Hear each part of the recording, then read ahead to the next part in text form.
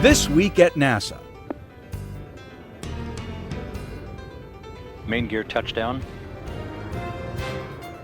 Kevin Ford now deploying the drag chute. 14 days after its liftoff from the Kennedy Space Center in Florida. Nose gear touchdown. Space Shuttle Discovery made a safe return to Edwards Air Force Base, California, carrying with it the crew of STS-128. We're very happy to be back on land here in California. We wish we could have gone to Florida today, got to see our families down there, but it just didn't work out with the weather.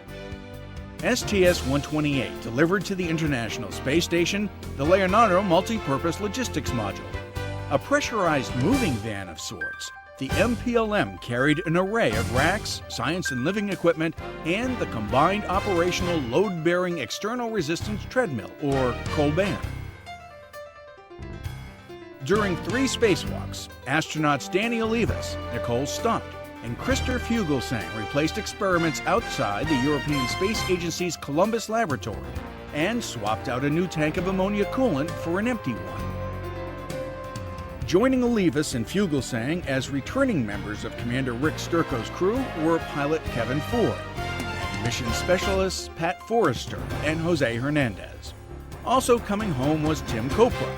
He was replaced by Stott on the station, where she'll spend the next 3 months.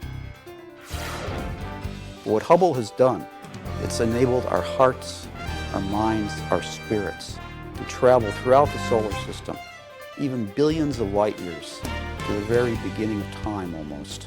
The first images produced by the Hubble Space Telescope since it was refurbished last spring were unveiled at NASA headquarters. Hubble was upgraded with state-of-the-art science instruments when the STS-125 crew visited the orbiting telescope in May with Space Shuttle Atlantis. The images confirmed that Hubble is more powerful than ever and could continue doing world-class science into the next decade.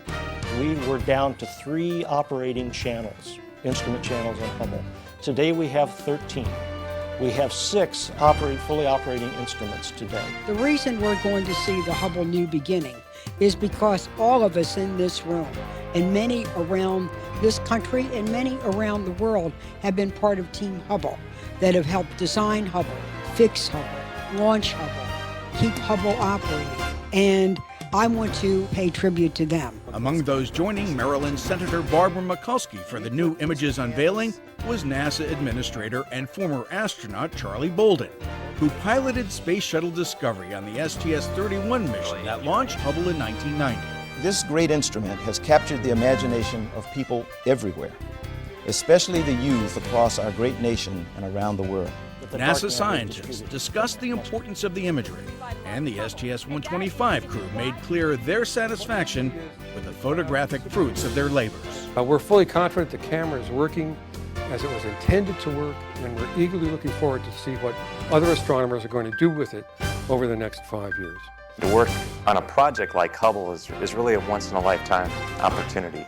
To get to do something that's really meaningful, that has a great impact to science, to help answer and help unravel some of the questions like literally where do we come from and what's our place in the universe. It's been really gratifying. And now we can kind of sit back and watch Hubble inspire others. There are all kinds of things that you can do that are considered service. NASA Administrator Charlie Bolden visited a DC school in support of National Day of Service and Remembrance. The 4th and 5th grade students at Davis Elementary heard Bolden stress the importance of science and math in their education. You've really got to study, and you have to study everything. People always ask, a lot of times people will ask me, what do I need to study to become an astronaut? And they expect that I'm going to give them a couple of subjects. Well, guess what? You need to study math and science. Those go without saying, because you need to get as much of that as you can, and you need not be afraid of it. The administrator was then joined by older students to read science-related books to the school's younger children. The Serve America Act, signed by President Obama last spring, declared September 11th National Day of Service and Remembrance.